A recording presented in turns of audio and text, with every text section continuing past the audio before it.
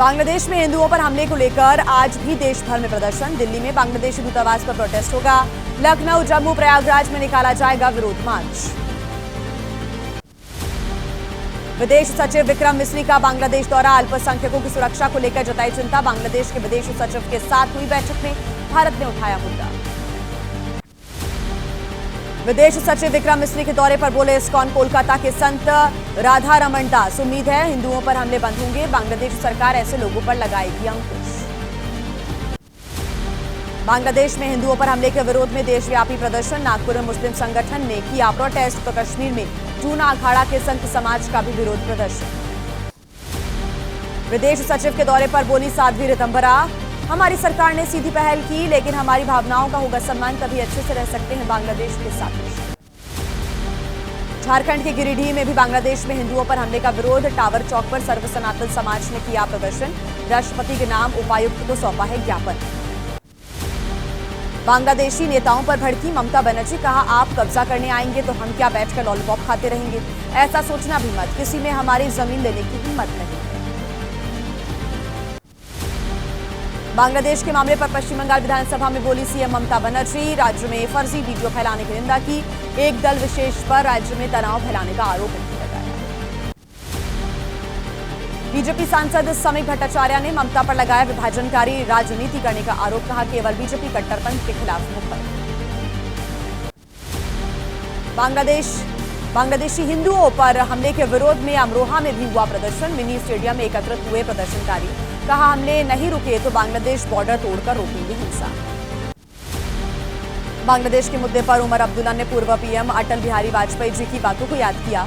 कहा हम पड़ोसी नहीं बदल सकते, अच्छे संबंध हमें जरूर रखने चाहिए। बांग्लादेश के बाद अब बात किसान आंदोलन की। अपनी मांगों को लेकर शंभू बॉर्डर पर डटे किसानों का आखिर क्या है अगला प्लान और इस पूरे मामले पर सरकार का क्या रुख है, पूरा अपडेट आपको दिखाते हैं। शंभू बॉर्डर पर किसान धरना दे रहे हैं। आज अपनी रणनीति बनाएंगे। बातचीत को लेकर केंद्र सरकार के रुख का इंतजार कर रहे हैं किसान। आज तक के लिए टाल दिया था दिल्ली कूच का फैसला। किसानों ने कहा अंबाला के अधिकारियों ने दिलाया है भरोसा, अगर बातचीत की नहीं होती है शुरुआत तो हम तय करेंगे अपनी अगली रणनीति।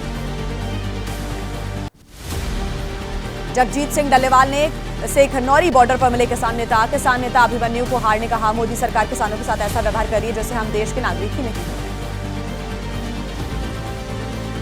और आइए बात कर लेते हैं दिल्ली की सियासत की। दिल्ली में विधानसभा के चुनाव फरवरी में कराए जाने हैं, जिसको लेकर अरविंद केजरीवाल की आम आदमी पार्टी ने तैयारियां तेज कर दी है। आम आदमी पार्टी की दूसरी लिस्ट में किन नेताओं को टिकट मिला है, किन नेताओं का टिकट कटा है और किन की सीट बदली गई है, पूरा अपडेट आपको बताते हैं 9 सेकंड। दिल्ली विधानसभा चुनाव के लिए आपके 20 प्रत्याशियों की दूसरी लिस्ट आई सामने। 15 विधायकों के टिकट कटे। सिसोदिया, राखी, बिरलान की सीट बदली गई। मौजूदा विधायकों के 2 बेटों को भी टिकट मिला। सर्वे में सेफ नहीं पाई गई सिसोदिया की सीट तो बदल दी गई। सूत्रों के हवाले से खबर, जेल में रहने की वजह से जनता से दूर हो गए थे वो। पिछले चुनाव में ज्यादा नहीं था जीत का मार्जिन। आज से अपने चुनाव प्रचार की शुरुआत कर सकते हैं मनीष सिसोदिया। जंगपुरा से हैं आम आदमी पार्टी प्रत्याशी।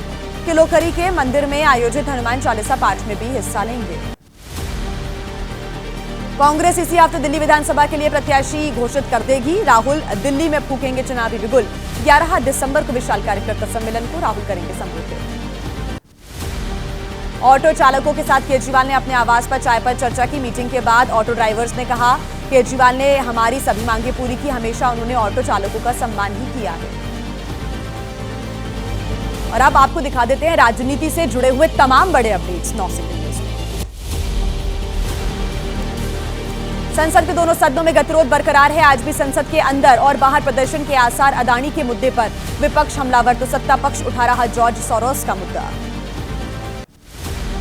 राज्यसभा में चल रहे गतिरोध को खत्म करने की कोशिश। उपराष्ट्रपति जगदीप धनखड़ ने आज बुलाई है फ्लोर लीडर्स की बैठक। सुबह 10:30 बजे होनी है मीटिंग। संसद में जारी गतिरोध को लेकर कांग्रेस की बैठक। राहुल गांधी की अध्यक्षता में लोकसभा सांसदों की मीटिंग। सुबह 9:30 बजे होने वाली मीटिंग में गतिरोध पर बनाई जाएगी रणनीति। कांग्रेस ने अब की है जॉर्ज सोरोस के प्रत्यर्पण की मांग। बीजेपी नेताओं से लिंक पर सवाल खड़े किए। पवन खेड़ा ने कहा एस्पेन इंस्टीट्यूट से एस जयशंकर के पुत्र के क्या संबंध रहे।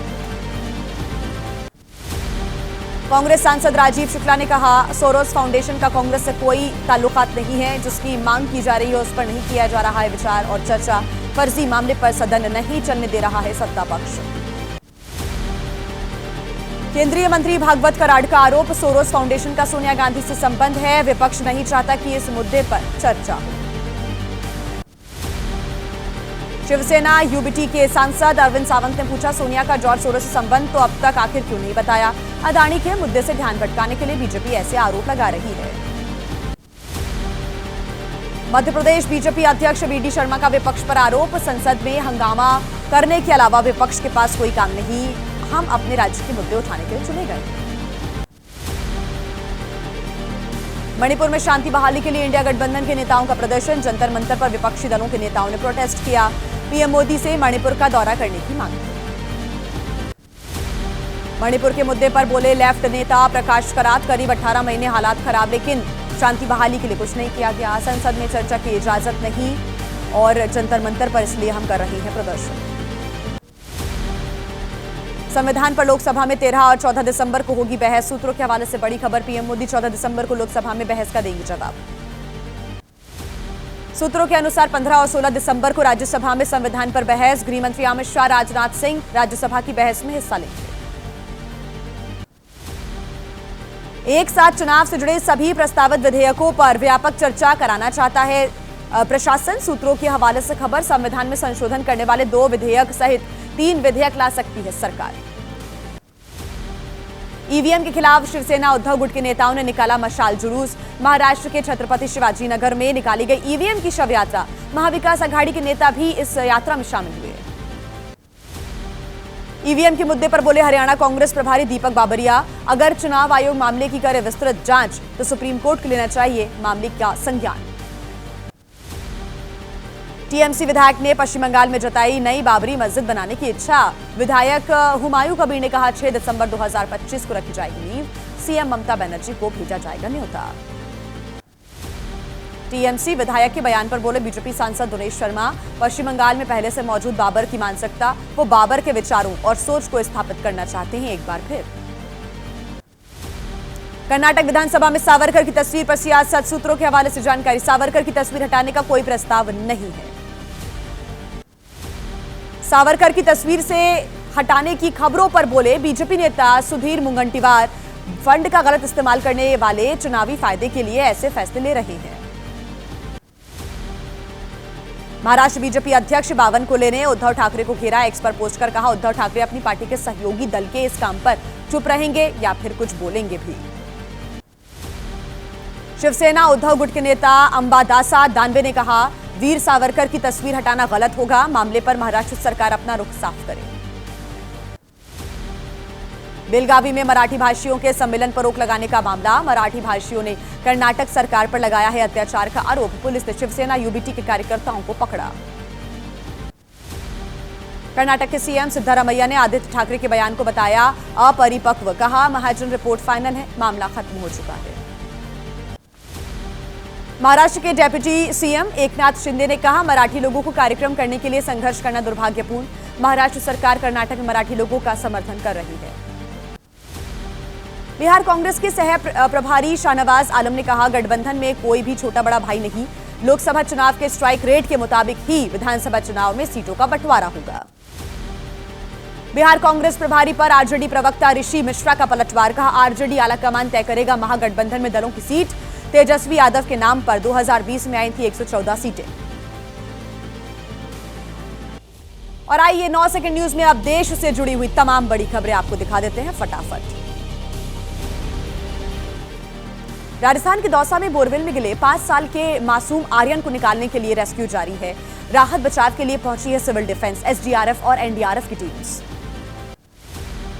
बोरवेल से 20 फीट दूरी पर बनाई जा रही है एक सुरंग। 6 जेसीबी मशीन, 6 ट्रैक्टर की मदद ली जा रही है राहत बचाव कार्य में। फिलहाल स्थिर बताई जा रही है आर्यन की सेहत। 19 घंटे से ज्यादा समय से बोरवेल के अंदर फंसा हुआ है आर्यन। रेस्क्यू टीम्स लगातार कर रही बच्चे को बाहर निकालने की कोशिश है। आर्यन को लगातार सप्लाई की जा रही है ऑक्सीजन। पीएम मोदी के प्रयागराज दौरे को लेकर जोर शोर से तैयारियां चल रही हैं। प्रधानमंत्री नरेंद्र मोदी 13 दिसंबर को करेंगे प्रयागराज का दौरा। महाकुंभ से जुड़ी परियोजनाओं का करेंगे उद्घाटन। रक्षा मंत्री राजनाथ सिंह के रशिया दौरे का तीसरा दिन आज भारत रशिया के अंतर सरकारी आयोग की बैठक में होंगे शामिल। रक्षा क्षेत्र में दोनों देशों के संबंध की करेंगे समीक्षा। बहरीन में विदेश मंत्री एस जयशंकर ने कहा, भारत का रुख हमेशा रहता है बैलेंस्ड। आतंकवाद और बंधक बनाने की घटना का कोई बहाना नहीं हो सकता। प्रयागराज में पुलिस ने निकाला फ्लैग मार्च। महाकुंभ को लेकर संगम क्षेत्र में पुलिस का फ्लैग मार्च हुआ। लोगों को सुरक्षित माहौल में महाकुंभ में आने का भरोसा भी दिया। प्रयागराज महाकुंभ को लेकर तैयारियां की जा रही हैं और विशाल रंगोली भी बन रही है। विश्व की सबसे बड़ी रंगोली की जा रही है तैयार। 55,000 वर्ग फीट की रंगोली में 11 टन रंगों का इस्तेमाल किया जा रहा है। वाराणसी ज्ञानवापी वजूखाने का सर्वे एएसआई से कराने की मांग। याचिका पर आज इलाहाबाद हाईकोर्ट में सुनवाई होगी। दोपहर 2 बजे के बाद रखा गया है सुनवाई का समय। 15 दिन के भीतर कोर्ट में पेश की जाएगी संभल जामा मस्जिद सर्वेक्षण की जांच report. Advocate commissioner Ramesh Singh Raghav के स्वास्थ्य खराब होने के चलते कोर्ट ने उन्हें अतिरिक्त समय दिया। संभल हिंसा में शामिल संदिग्धों के घरों पर पुलिस की दबिश। पुलिस ने 13 घरों की तलाशी ली। एक घर से मिला स्मैक। 2 लोगों के घरों में तमंचे भी मिले हैं। हिंसा के अब तक 39 आरोपी गिरफ्तार। बदायूं की जामा मस्जिद की जगह नीलकंठ महादेव मंदिर होने का दावा किया जा रहा। आज फास्ट ट्रैक कोर्ट में सुनवाई होनी है इस मामले पर। कोर्ट में इस बात पर बहस हो रही है कि मामला सुनने योग्य है या फिर नहीं। महाराष्ट्र के लातूर में किसानों की जमीन से जुड़ा विवाद। महाराष्ट्र वक्फ बोर्ड आज सुबह 11 बजे करेगा प्रेस कॉन्फ्रेंस। 300 एकड़ जमीन पर वक्फ बोर्ड ने अपना दावा किया है। कोलकाता के lady doctor rape murder case में आज सुप्रीम कोर्ट में सुनवाई। कोर्ट ने सीबीआई से नई स्टेटस रिपोर्ट मांगी है। राज्यों से डॉक्टर्स की सुरक्षा को लेकर टास्क फोर्स की सिफारिशों पर भी राय मांगी गई है। केजरीवाल की पत्नी सुनीता केजरीवाल की 2 वोटर आईडी का मामला। दिल्ली हाई कोर्ट में आज सुनवाई होगी। पिछली सुनवाई में कोर्ट ने बीजेपी नेता हरीश खुराना को जारी किया था नोटिस। दिल्ली सरकार में पूर्व मंत्री सत्येंद्र जैन मामले में सुनवाई। निचली अदालत में चल रहे ट्रायल पर फिलहाल रोक लगाने की मांग। याचिका पर दिल्ली हाई कोर्ट में आज सुनवाई होनी है। महिला पहलवानों से कथित यौन शोषण के मामले में दिल्ली के राउज एवेन्यू कोर्ट में आज सुनवाई होगी। मामले में मुख्य शिकायतकर्ता कोर्ट में गवाही देने के लिए भी पेश हो सकती है। जम्मू कश्मीर के पुंछ में सेना का जवान शहीद। एलओसी पर गश्त करते समय हुआ हादसा। नियंत्रण रेखा पर गश्त के दौरान गलती से माइन पर रख दिया था पैर। देवघर में बाबा बैद्यनाथ के शिवलिंग से छेड़छाड़। बगैर इजाजत शिवलिंग और अर्घा की हुई मरम्मत। गुस्से में पुरोहित। देवघर डीसी ने जांच के आदेश दिए। भारतीय नौसेना में शामिल गाइडेड मिसाइल फ्रिगेट आईएनएस सुशील। रक्षा मंत्री राजनाथ सिंह की मौजूदगी में रशिया में कमीशनिंग समारोह हुआ। रशिया के कालिनग्राद में हुआ आयोजन। जम्मू कश्मीर के करीब 55 गन हाउस होंगे सील। जम्मू प्रशासन ने लिया बड़ा फैसला। फर्जी गन लाइसेंस मामले में शामिल गन हाउसेस पर होगी कार्रवाई। और आइए अब 9 सेकंड न्यूज में आपको दिखा देते हैं अपराध से जुड़ी हुई तमाम बड़ी खबरें। महाराष्ट्र के पुणे से बीजेपी एमएलसी योगेश टिलेकर के मामा की अपहरण के बाद हत्या कर दी गई। मॉर्निंग वॉक के दौरान बदमाशों ने उनका अपहरण कर लिया था। पुलिस की 4 क्राइम ब्रांच की 6 टीमें कर रही हैं बदमाश की तलाश। महाराष्ट्र के बीड में अपहरण के बाद सरपंच की हत्या। सरपंच के भाई की शिकायत पर 6 लोगों के खिलाफ हुआ मामला दर्ज। पुराने विवाद के चलते हत्या की आशंका।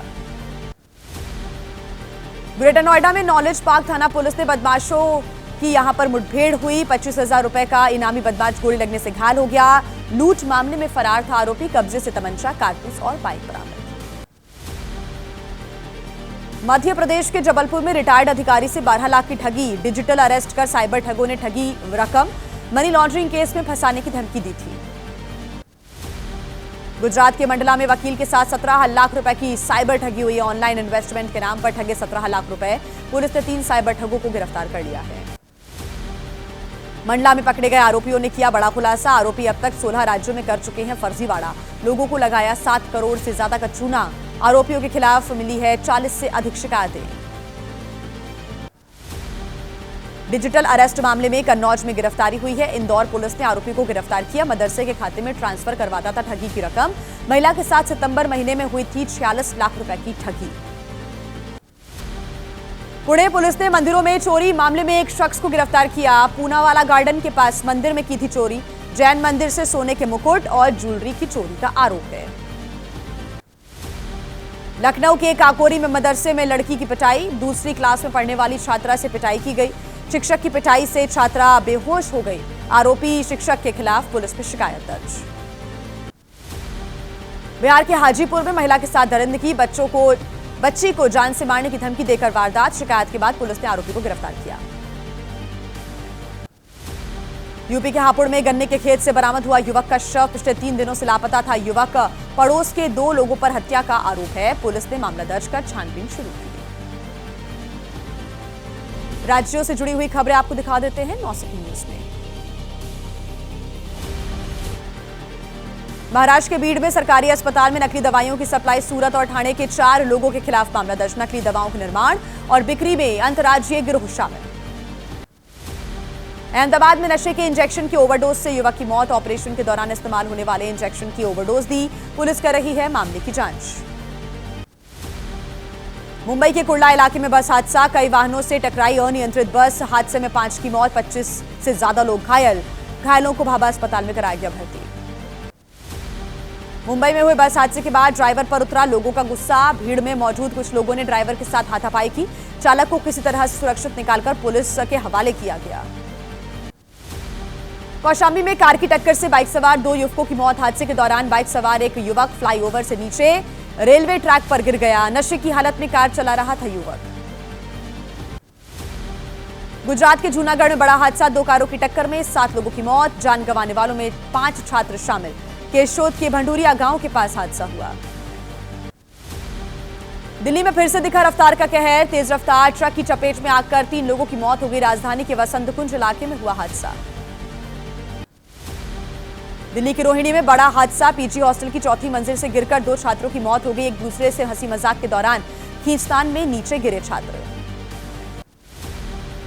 हरियाणा के रेवाड़ी में हार्डवेयर की दुकान में लगी भीषण आग। दमकल विभाग की गाड़ियों ने कड़ी मशक्कत के बाद आग पर काबू पाया। आग लगने से लाखों के नुकसान की आशंका। और अब 9 सेकंड न्यूज में बात मौसम से जुड़े अपडेट्स की। पहाड़ों पर बर्फबारी हो रही है। मौसम में बदलाव का सीधा मतलब कड़ाके की ठंड से है, जो आने वाले दिनों में कपकपा सकती है। मौसम से जुड़ा एक अपडेट जानिए 9 सेकंड न्यूज में। दिल्ली में बारिश होते ही बदला मौसम। एनसीआर में शुरू हुआ शीतलहर का सितम। ठंड से बचने के लिए रैन बसेरों का सहारा ले रहे लोग। बस स्टैंड, रेलवे स्टेशन के पास रैन बसेरों में भीड़ लगी हुई है। मसूरी के ऊंचाई वाले क्षेत्रों में गिरी हल्की बर्फ। पहाड़ियों पर सफेद पाउडर की तरह नजर आ रही है बर्फ। तापमान गिरने से पहाड़ों की रानी में बढ़ी ठंड। उत्तराखंड के पहाड़ी इलाकों में बदल गया है मौसम। चमोली जिले के ऊंचाई वाले इलाकों में गिर रही है बर्फ। बद्रीनाथ धाम समेत कई स्थानों पर सीजन की पहली बर्फबारी हुई। उत्तराखंड के चमोली जिले में बदला मौसम। हेमकुंड साहिब समेत कई स्थानों पर बर्फबारी हुई। जिले के ऊंचाई वाले इलाकों में ठंड के सीजन की पहली बर्फबारी। उत्तराखंड की औली में सीजन की पहली बर्फबारी हुई। पहाड़ियों पर बिछ गई बर्फ की सफेद चादर। इस साल औली में आयोजित होने वाले हैं स्कीइंग के नेशनल गेम्स। उत्तराखंड के चोपता दुगलबिट्टा में हुई सीजन की पहली बर्फबारी। बर्फबारी होने से सैलानियों के चेहरे भी खिले हुए हैं। पर्यटन कारोबार से जुड़े लोगों के चेहरे पर लौटी मुस्कान। रानीखेत के ऊंचाई वाले इलाकों में भी बदला मौसम। चौबटिया में हुई इस सर्दी की सीजन की पहली बर्फबारी। पर्यटन से जुड़े हुए कारोबारी काफी खुश। उत्तराखंड के अल्मोड़ा जिले में बदला मौसम। ऊंचाई वाले इलाकों में गिर रही है बर्फ। निचले इलाकों में बढ़ी ठंड। बिनसर, शीतलाखेत, जागेश्वर में तापमान गिरने से बढ़ी ठंड। बर्फ से ढके हिमाचल प्रदेश के भी कई इलाके, शिमला समेत कई स्थानों पर हो रही है बर्फबारी। पहाड़ों पर जम गई बर्फ की सफेद चादर। बर्फबारी की खबर के बाद अब बढ़ने लगी है पर्यटकों की भीड़। बर्फबारी की वजह से शीतलहर की चपेट में है हिमाचल प्रदेश। पारा गिरने से कड़ाके की ठंड यहां पड़ रही है। सीजन की पहली ही बर्फबारी ने बढ़ाई लोगों की मुश्किलें भी। आवाजाही में हो रही है परेशानी।